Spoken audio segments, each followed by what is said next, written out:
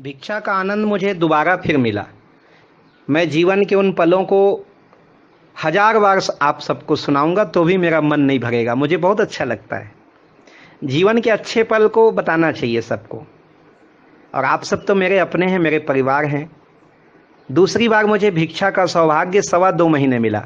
जब 2005 में पैदल परिक्रमा चारों धाम की मैंने की तो एक व्रत ले लिया था। जब हरिद्वार से मैं गया तो महाराज जी ने मुझको कहा, हरिद्वार वाले महाराज जी ने, कि आपको सभी जगह आश्रम मिलेंगे। मैंने एक संकल्प लिया, मैं किसी भी साधु संत के आश्रम में नहीं रुकूंगा। और दूसरा संकल्प ये लिया कि पैसे से खरीद के कुछ नहीं खाऊंगा, जो भिक्षा में मिलेगा वही ग्रहण करूंगा। और इस प्रकार चारों धाम की यात्रा करूंगा।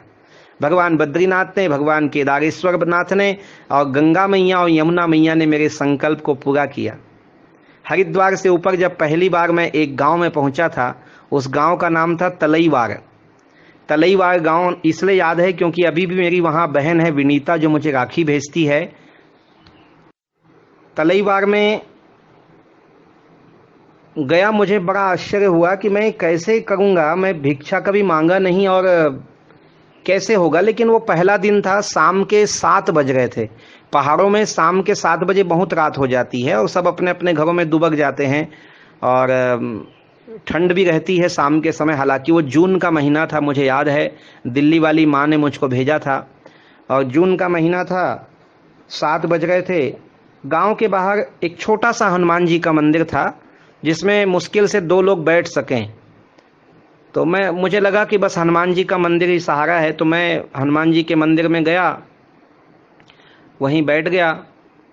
मन में शर्म भी आ रही थी कि कैसे भिक्षा मांगूं, लेकिन भूख भी लग रही थी क्योंकि सुबह 10 बजे मैंने प्रसाद लिया था। और एक समस्या और थी, मैं फलाहारी था और भिक्षा में फरमाइश नहीं किया जाता कि मुझे ये दो वो दो। भिक्षा में जो मिल जाए वही लिया जाता है और मैं ठहरा फलाहारी। मुझे अन्न लेना नहीं था और भिक्षा में तो अन्न नहीं दिया जाएगा, कोई पूछ के थोड़े देगा आप फलाहारी हो कि हारी हो। हाँ, एकादशी का दिन हो तो लोग फले फलहार दे दें। फिर भी मैंने हिम्मत किया और मैंने हनुमान जी के मंदिर में अपना छोटा सा एक बैग था, मेरे पास एक कंबल था, एक बैग था, वो वहीं पे रख दिया और मैं चला गांव की ओर। तिलईवार गांव में सबसे पहले मैं एक ब्राह्मण का ही घर मुझको मिला। और ब्राह्मण का घर इसलिए मुझे पता चला कि उनके बिल्कुल घर के बाहर में शिव जी का मंदिर था और नाम लिखा हुआ था, कोई मिश्र जी कह के नाम लिखा हुआ था। तो दरवाजा बंद था, तो मैंने सोचा कि भिक्षा मांगना है तो चिल्लाना पड़ेगा। अब मैं कभी चिल्लाया नहीं था, बोला नहीं था, क्या बोलूं समझ में नहीं आ रहा था। लेकिन ठाकुर जी बड़े दयालु होते हैं। जैसे ही मैं दरवाजे में गया और दरवाजे में चबूतरा में चढ़ा तो शायद मेरे खड़ाऊ की आवाज़ थी या क्या था पता नहीं, माता जी दरवाज़ा खोली। वृद्ध सी माता थी, 55-60 साल की। उन्होंने पूछा, अरे बाबा जी ओम नमो नारायण। मैंने कहा ओम नमो नारायण मैया, भोजन करेंगे क्या, यात्री हैं? मैंने कहा हे अन्नपूर्णा, मुझे मांगने की जरूरत ही नहीं थी। फिर भी मैंने कहा कि नहीं, आज शुरुआत कर ही दिया जाए, इससे अच्छा मौका नहीं मिलेगा, ये मेरे लिए ट्रेनिंग भी हो जाएगा।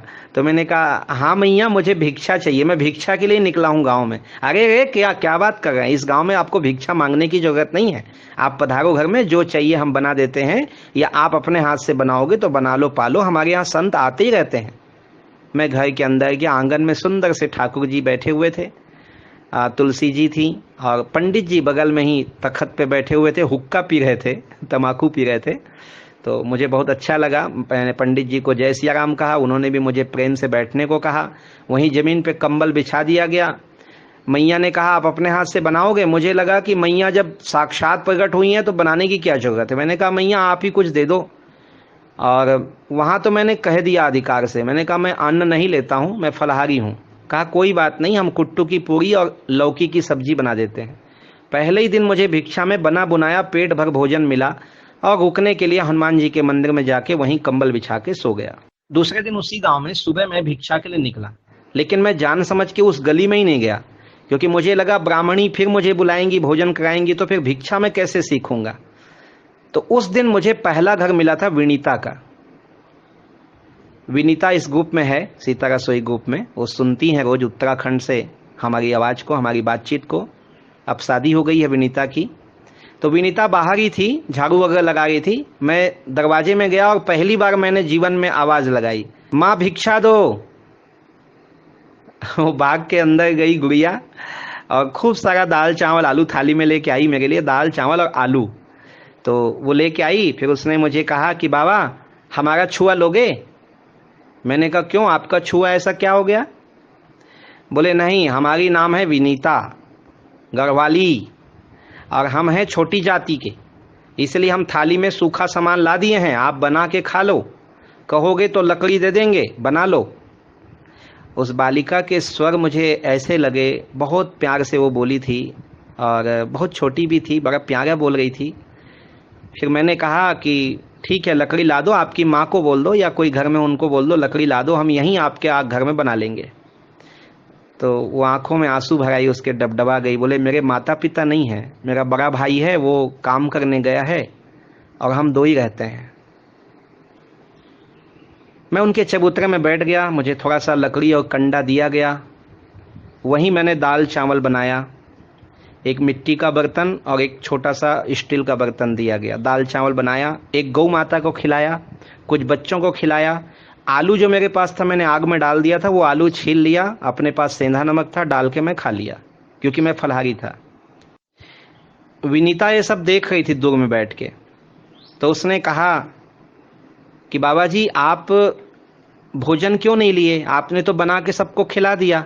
तो मेरे मुंह से निकला, जो खुद खाए वो संसारी, जो सबको खिलाए वो संत। और विनीता हम तो संत हैं, इसलिए हम खुद खाते नहीं, हम सबको खिलाते हैं, और आपने दिया इतने प्यार से इसलिए मैंने आलू खा लिया। और फिर मैंने उसको बताया कि मैं फलाहारी हूँ, मैं फल दूध ही ले। अरे पहले क्यों नहीं बोले, हमारे घर में गैया है ना, हम अभी दूध लेते हैं।